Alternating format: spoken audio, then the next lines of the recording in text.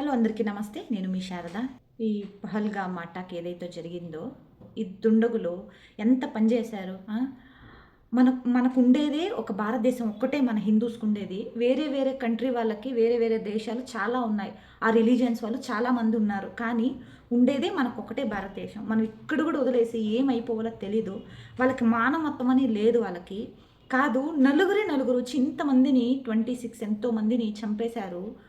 అస్సలు అంత పెద్ద పెద్ద ఎక్విప్మెంట్ తీసుకొని మన భారతదేశంలో వచ్చి ఇలా చేసానికి వాళ్ళకి ఎంత ధైర్యం. టీవీ న్యూస్లలో నిజంగా చూడలేకపోతున్నారు. ఏ న్యూస్ పెట్టినా పాపం వాళ్ళ బాధలు ఎలా ఉన్నాయంటే చెప్పలేను, ఎక్స్ప్లెయిన్ కూడా చేయలేను. మన భారతదేశానికి మళ్ళీ ఇలాంటి నష్టం జరగకూడదని నేను కోరుకుంటున్నాను. ఎవరైతే మన బార్డర్స్లో ఉన్నారో అట్లాంటి ఇంకా కొంచెం స్ట్రాంగ్ చేసి ఎవరిని వదలకూడదని చెప్పి నేను అనుకుంటున్నాను. ఆ న్యూస్ చూస్తా అంటే నా కొడుకు ఒకటి నాకు షాక్ ఇచ్చాడు. ఇయర్ ఫోన్స్ ఇది వాడు ఆఫీస్ నుంచి వస్తూ ఉంటే ఆ సిగ్నల్లో నిలబడుకుంటే యాక్సిడెంట్ అయింది. పెద్దగా ఏం తగలేదు, కానీ ఆ యాక్సిడెంట్ అంటేనే నిజంగానే నాకు చెమటలు పట్టేస్తాయి. అది ఇంతకు ముందు ఉండేది కదా భయం నాకు. ఇప్పుడు ఒక 4-5 మంత్స్ నుంచి నాకు ఆ ఫీల్ ఏంటి, ఆ బాధ ఏమేమి నాకు అర్థమవుతుంది. నేను డ్రైవ్ చేసేటప్పుడు ఎవ్వరి మాట వినేదాన్ని కాదు. చాలా ఫాస్ట్ డ్రైవింగ్ నాది. కార్ తీసుకున్నా అంతే, 2 వీలర్లో కూడా అంతే. మా ఆఫీసు 8 o'clock 8:10కి ఆఫీస్ పంచింగ్ కొట్టాలి. 8 o'clockకి మేము నా ఆఫీస్ నుంచి 3 kilometers యువతలు ఉంటాను నేను. కరెక్ట్గా 5 minutes లేకపోతే 6 minutesలో పోయేదాన్ని. ఎంత ఫాస్ట్ డ్రైవింగో మీకు అర్థం చేసుకోండి. అప్పుడు నాకు తెలీదు, ఎందుకంటే నా ప్రాబ్లమ్స్ నా ఆఫీసు నాది ఇంకోటి ప్రతి ఒక్క ప్రాబ్లం ఉంటుంది, లేని చెప్పలేదు. నాకెప్పుడు తెలిసి వచ్చిందంటే నా 2 పిల్లలకి ఒకే రోజు యాక్సిడెంట్ జరిగింది. కానీ వేరే వేరే చోట సేమ్ టైం ఒక 5 minutes 10 minutes అటు ఇటు అంతే. మా 2 పిల్లలకి, మా అబ్బాయికి మా పాపకి ఇద్దరికి యాక్సిడెంట్ జరిగింది. ఒక 4-5 months బ్యాక్.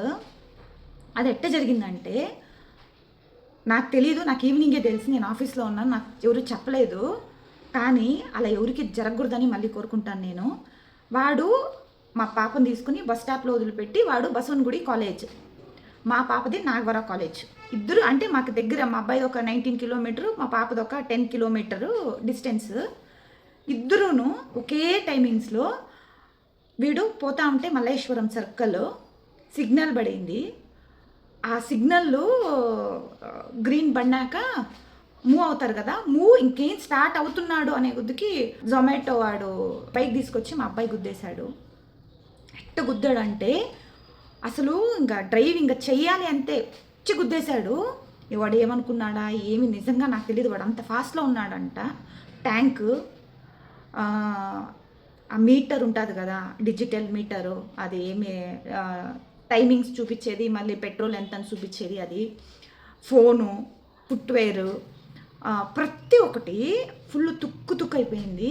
నిజంగా వాడికి ఆ రోజు 7th sem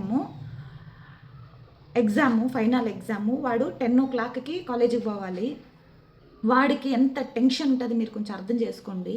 యాక్సిడెంట్ అయింది, ఫోన్ లేదు, డబ్బులు లేదు. 7th sem ఎన్ని సంవత్సరాలు దానికనే చదువుకొని ఇంకా 7th semలో బ్యాక్లాగ్స్ వస్తే ఎలా ఉంటుంది కొంచెం అర్థం చేసుకోండి. వాడు ఆ టెన్షను.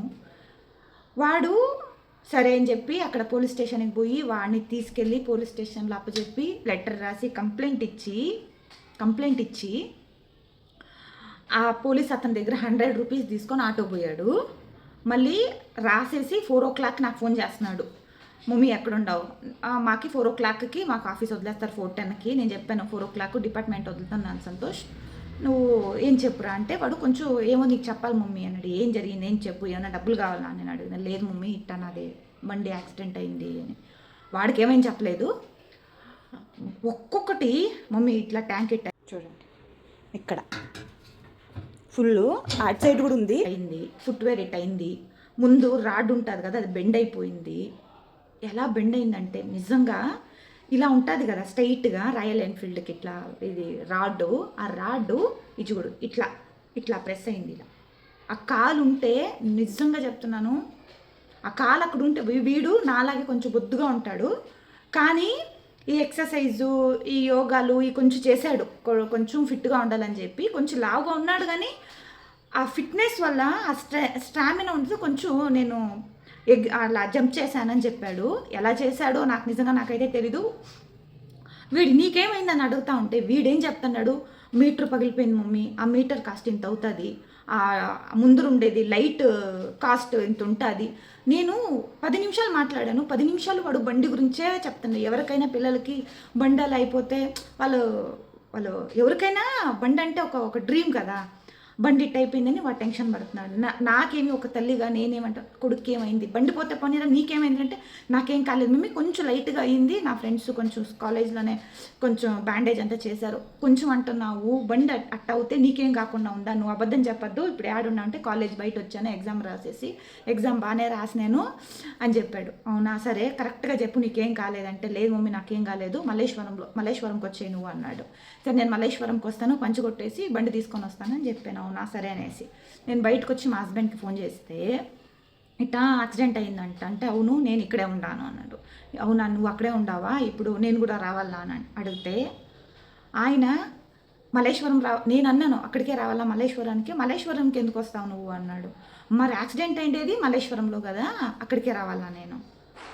నిజంగా ఆయన నాకు ఇరిటేట్ చేసినట్టు అనిపించింది. అప్పుడు మల్లేశ్వరం ఎందుకు, నాగవరంలో హాస్పిటల్లో ఉంటాం.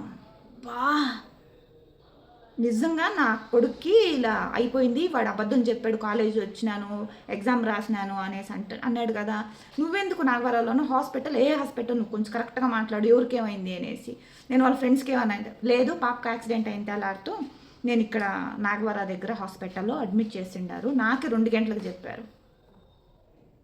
నిజంగా ఎలా ఉన్నిందంటే నాకు ఏం చెప్తే కడుపులో ఈ పేగులు ఉంటాయి కదా ఇలా తీసి పడేసినట్టునింది. ఎవ్వరికి నా శత్రువులు అయితే కూడా ఇట్లాంటి ఒక పరిస్థితి రాకూడదు అనుకుంటా, నా వల్ల కాలేదు. ఫుల్ బాడీ ఇట్లా అదురుతుంది. నాకు అర్థం కాలేదు ఎప్పుడైంది ఎందుకైంది. మళ్ళీ నేను ఒక 2 సెకండ్ తర్వాత నేను కొంచెం అరుస్తూ మాట్లాడాను, ఎందుకు చెప్పలేదు నాకు ఆయన చెప్పాడు. నాకే మధ్యాహ్నం వాళ్ళ ఫ్రెండ్స్ ఫోన్ చేసి చెప్పారు, నేను ఎక్కడ నీకు చెప్పేది, ఇంకా నువ్వు చెప్తే అరుస్తావు, ఇంకోటి భయపడతావు, ఇంకా మీ ఆఫీస్కి ఫోన్ చేశాను ఎవరు ఎత్తలేదు, అయినా లంచ్ టైంలో చేశాడు, నీవు ఎవరు ఇక్కడ లంచ్కి పోయి ఉంటారు కదా ఎవరు ఎత్తలేదు. నిజంగా చెప్తున్నాను, ఒక్క సెకండు అంతే, ఇంకా మన జీవితం ఇంకేం లేదనిపించేసింది. అదే నాకు అవ్వకూడదా, అదేమో నా పిల్లలకి ఎందుకు అయ్యింది అని నిజంగా బాధపడ్డాను. మా అమ్మాయి 2 వీలర్ కాదు ఇంకోటి కాదు అస్సలు నడుచుకొని కూడా పోలేదు. ఇట్లా బస్ దిగేసి స్టెప్ కాలు పెట్టిందంట, 2 వీలర్ వాడు వచ్చి గుద్దేసి ఉంటాడు. పెడితే గుద్దేసి అదవా ఏమైందని కూడా చూడలేదంట, గుద్దేసి అట్టే పోయిండాడు వాడు. ఈ అమ్మాయి షూస్ వేసుకునే దానికి కాళ్ళు ఓకే, లేకుండా పోతే ఆ షూస్ ఇట్లా ఫుల్ అర్థం ఇట్లా ఇరిగిపోయింది. అసలు ఆడ పడిపోయింది కదా, ఎత్తుదామే మనం గుద్దేశాం, అసలు ఏం చూడంత. ఆ బస్సు వాళ్ళు అందరూ వచ్చి దిగొచ్చి ఎత్తుతా ఉంటే వాడు ఎస్కేప్ అయిపోయాడు. ఎదురుగాలే కాలేజ్, బస్సు దిగి ఒక 10 స్టెప్పులు పెడితేనే కాలేజ్ గేట్. ఫ్రెండ్స్ వచ్చి పక్కన వాళ్ళందరూ డబ్బులు వేసుకొని అడ్మిట్ చేశారు. ఫోన్ లేదు, ఆ అమ్మాయిది కూడా ఫోన్ పోయింది. ఫుల్ కాలు ఫ్రాక్చర్ అయింది, కొంచెం అంటే డీప్గా కాలేదు, ఒక 3 మంత్స్లో సరిపోయింది. ఇద్దరికి ఒకే రోజు ఒకేసారి ఇట్లా అయినప్పుడు నిజంగా నాకు తెలీదు ఆ క్షణం ఇద్దరిది ఏమో నాకు తెలిసి ఉంటే నేనేమైపోతానో. నాకు 10 డేస్ పట్టింది అది రికవర్ అవ్వడానికి. నేను పాపం ఫ్రెండ్స్ తీసుకొని పోయి హాస్పిటల్ అడ్మిట్ చేసి వాళ్ళ డాడీ నంబర్ ఆ సిమ్ తీసి ఆ సిమ్ వాళ్ళకి వేసుకొని ఫోన్ చేశారు. 2 o'clock తెల్లారితోయింది, వాళ్ళు 2 o'clock పెట్టింది. వాళ్ళకి ప్రాణం విలువ ఎవరికి తెలీదు, ఎందుకంటే అది ఎప్పుడైతే తెలుస్తుందంటే ఆ క్షణము మనం చనిపోతున్నాము మన వల్ల కాదు అన్నప్పుడు మాత్రం విలువ చేసి మనం బతకాలి అనేసి ఉంటుంది కదా, అప్పుడు తెలుస్తుంది. నేనేం చెప్తానంటే ప్రతి ఒక్కరికి చెప్తాను, కొంపలే మునిగిపోతాయా, మీరు ఇన్ టైంకి పోవాలా, లేకపోతే ఒకరోజు పనికి పోకపోతేనో. నాకు కూడా చెప్పారు నువ్వు చాలా ఫాస్ట్ డ్రైవింగ్ చేస్తావు, మా ఇంట్లో అయితే నువ్వు యాడ్ని ఇంత ఫాస్ట్గా చేసి అన్న పడి సాగుపోతావు అన్నసార్లు తిట్టాడు. నేనే చూసుకుంటాలని ఏముందిలే అని చెప్తాడు. ఈయనకేం తెలుసా, మళ్ళీ ఎందుకు పనికి పంపిస్తాండవు, నన్ను ఇంట్లో పెట్టు, నువ్వు ఎందుకు పనికి పంపిస్తాండవు, నేను ఇంట్లో పెట్టుకుని వంట చేసుకొని ఉంటా అంటే, నువ్వు పనికి పొమ్మంటావు, నిదానంగా పోమంటావు, అన్నీ వదిలిపెట్టేసమంటే ఎవరు చేస్తారు ఇంట్లో. నేను కూడా అరుస్తా ఉంటే గొడవ అవుతానింది. కానీ నాకెప్పుడైతే ఈ ఈ బాధ ఉంది తెలుసా, నా పిల్లలకి జరిగిందో అప్పుడు తెలుసు. మేము ఫాస్ట్గా పోతున్నాము, నాకు ఒక్కొక్కసారి ఇప్పుడు డ్రైవింగ్ చేస్తారు మెయిన్ రోడ్లో హైవేలో ఎక్కడ పోతా అంటే ఈ బైక్స్ని పైకి ఎత్తుకొని అబ్బా వాళ్ళ ఆ సౌండ్ వింటే నాకు గుండు నొప్పి చేస్తుంది, నిజంగా ఇట్లా అదురుతుంది నాకు. వాళ్ళు అక్కడెక్కడో సౌండు, నేను ఇక్కడ అదురొస్తూ ఉంటాను. నాకు జరిగినప్పుడు పోరా ఎవరికో భయపెడుతున్నా, సర్లే నేను పోతా అంటేనే ఏముంది, సరే ఏమే ఎవరైనా మేడం సరిగ్గా చూసుకోమండి అంటే నువ్వు పోరా నాకేం చెప్తావో. నిజంగా నేను చాలామందికి చెప్పాను, ఎందుకంటే అప్పుడు మనకు తెలీదు, అహంకారం ఉంటుంది మనకి, మన టైమింగ్స్, మన ఆత్రాలు, మనదేదో మనం చేసేస్తున్నామని. నా ఫ్రెండ్స్ అందరికీ చెప్తున్నాను, లేడీస్ జెంట్స్, ఇప్పుడు జెంట్స్ కన్నా లేడీస్ ఎక్కువ ఫాస్ట్. నేను ఇప్పుడు మా అబ్బాయి నన్ను తీసుకొని పోతా అంటే చూడు అమ్మాయి డ్రైవ్ చేస్తా అండి కారు, అమ్మాయి ఉంటుంది అందుకే అట్లా ర్యాష్గా చేస్తుందని, నువ్వు అబద్ధం చెప్తున్నావు అంటే ముందుకు తీసుకొని పోయి చూపిస్తాడు. నిజంగా అబ్బాయిల కన్నా అమ్మాయిలు ఎక్కువ, వాళ్ళైతే వాళ్ళు మేము ఎట్ట తోలుతున్నా మాకే తెలియదు, వాళ్ళు అట్ట తోలుతున్నాము. సీరియస్గా చెప్తున్నా, ఏ లేడీస్కి కానీ జెంట్స్కి కానీ ఎవరైనా కానీ జాగ్రత్తగా ఉండి జాగ్రత్తగా రండి, ఎవరికి ఇబ్బంది పెట్టదండి, మీరు ఇబ్బంది తీసుకోవద్దండి. నీకోసం నేను ఇంట్లో ఉన్నాను, మీకోసమే బతుకుతున్నాను, మీరు తప్పి మాకెవరు లేరు. అది మొగుడైనా కానీ పిల్లలైనా కానీ ఎవరైనా కానీ కూతురైనా, ఒక్కరు లేకపోతే ఆ లోటు మనకు తెలుస్తుంది. నా లైఫ్లో నేను కూడా ఒకరిని పోగొట్టుకున్నాను, వాళ్ళు లేని లోటు ఇప్పుడు కూడా నాకు నిద్రలో కూడా నాకు వాళ్ళు గుర్తొస్తూనే ఉంటారు. ట్రాఫిక్ అంటేనే కొంచెం, బెంగళూరు ట్రాఫిక్ అంటేనే అందరికీ తెలుసు ఎట్టుంటుందని. ఆ ట్రాఫిక్ని నిజంగా చెప్తున్నాను అవాయిడ్ చేసేదానికి కాదు, ఒక్కొక్కసారి ఇరిటేట్, ఒక్కొక్క ఇంచు మూవ్ అవుతుంది. ఇప్పుడు నాకు తెలుసు నా కొడుకు ఎట్టొస్తాడో, నా మొగుడు ఎట్టొస్తాడు, వీళ్ళని నిజంగా నాకు తెలుసు ఈ ట్రాఫిక్ గురించి. 1 అవర్ పడుతుంది, ఎక్కడ పోయినా 1 అవర్ పడుతుంది. ఒక 5 కిలోమీటర్స్ 10 కిలోమీటర్ జర్నీకి కరెక్ట్గా 1 అవర్ పడుతుంది. సీట్ బెల్ట్ వేసుకోండి, హెల్మెట్ పెట్టుకోండి, అది లూజ్గా ఉండేది పెట్టుకోవద్దండి, ఎందుకంటే పడతానే ఏమవుతుంది అంటే దూరంగా భయపడుతుంది. నేను మళ్ళీ మా అబ్బాయి కొత్తది 2 హెల్మెట్ తీసిచ్చాను నేనయ్యి, ఎందుకంటే లూజ్గా ఉంది. అది రాయల్ ఎన్ఫీల్డ్ ఇట్లా కొంచెం డిజైన్గా ఇస్తాడు కానీ ఫుల్ ఇక్కడంతా లూజ్ ఉంటుంది, ఎందుకంటే అది గట్టిగా తీసేలాగా కరెక్ట్గా బెల్ట్ పెట్టుకునేలాగా తీసుకోండి, మంచి క్వాలిటీ తీసుకోండి. ఎవరికి మళ్ళీ ఇలాంటి నష్టాలు జరగకూడదని నేను అడ్వైజ్ చేస్తున్నాను.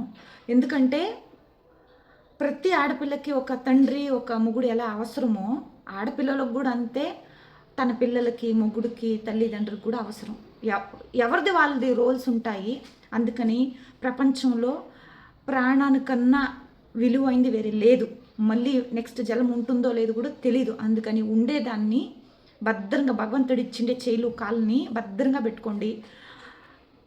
ఒకరోజు పనికి పోకపోతేనో లేకపోతే వేరే ఏమైనా అవుతేనో, లేకపోతే ప్రతి ఒక్కదానికి ఒక సొల్యూషన్ ఉంటుంది. ఆ సొల్యూషన్ ఎక్కడ కరెక్ట్గా వాడుకోవాలో వాడుకోండి. ఆనెస్టీగా ఉండండి. ఈ పిల్లలు కోల్పోయిండే వాళ్ళు, తల్లిదండ్రులను కోల్పోయిండే వాళ్ళు ప్రతిరోజు 2-3 ఈ న్యూస్ పేపర్లో వస్తూనే ఉంటుంది. ఎక్కడో ఒక చోట 2-3 కనుక చాలానే మన దీంట్లో, కానీ నేను చూసే దాంట్లో ప్రతి ఒక్కరికి ఎక్కడో ఒకటి జరుగుతూనే ఉంది.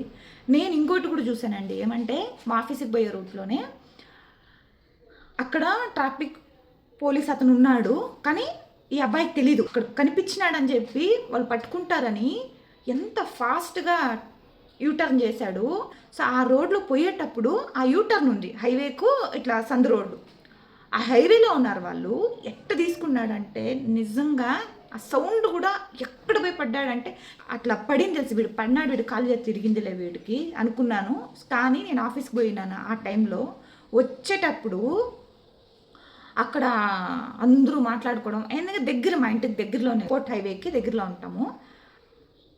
సాయంత్రం వస్తే అందరూ అది కాకుండా మా పక్క రోడ్డు అంటే అబ్బాయి ఎట్టుందో చూడండి. ఎవ్వరు భయపడద్దండి, ఎందుకంటే మన ప్రాణానికన్నా మించి ఏమీ లేదు. ప్రతి ఒక్కటి సొల్యూషన్ ఉంది. పిల్లలకి ఎస్పెషల్లీ చెప్తున్నాను, ఏమి తప్పు చేయకపోతే కూడా పోలీసు వాళ్ళు చూసో, ట్రాఫిక్ పోలీసు వాళ్ళు చూసే భయపడద్దండి. నాకు కూడా అవుతుంది, ఎందుకు అవుతుందో నాకు తెలియదు, కానీ నేను దాన్ని కంట్రోల్ చేసుకొని మీరు పోండి. 500కో 1000 రూపాయలకో భయపడద్దండి. భయపడితే జీవితం పాడైపోతుంది. ఇంకోటి ఏమంటే మీరు చనిపోతే కూడా వేరే ఒక 2 రోజులు ఏడ్చి 3వ రోజు వదిలేస్తారు. ఓకే, అదే మీకు చేలు కాళ్ళు ఏమన్నా అయ్యి ఒక మూల కూర్చొని ఉంటే ఎవరు చూడరు. నాకు అది కూడా ఎక్స్పీరియన్స్ ఉంది. మా మామకి ఒక యాక్సిడెంట్ అయింది. మా మామ ఏమంటారు, ఇంట్రీన్ అంటారు కదా, అది తాగేసి చనిపోయాడు. ఎందుకంటే వాళ్ళ భార్య మా తాత ఏదో ఒకటి అంటా ఉన్నారంట, అందుకని తాగి చనిపోయాడు. ఎందుకంటే ఎవరు కాళ్ళు చేతులు మూలుగుచ్చుని ఒక ఏజ్లో ఉండలేరు, అది దానికన్నా నరకం లేదు, అందుకని చనిపోయాడు ఆయన. అందుకని నేను చెప్తున్నాను, ఎవరికైనా ప్రాణానికన్నా మించి వేరే లేదు. ఆ ప్రాణం ఉండాలంటే మీరు కొంచెం ఓపిక తెచ్చుకొని సేఫ్గా డ్రైవ్ చేయండి.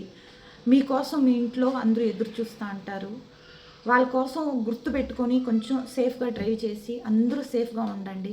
నేను మళ్ళీ అడ్వైస్ చేస్తున్నానని తప్పుగా అనుకోవద్దండి.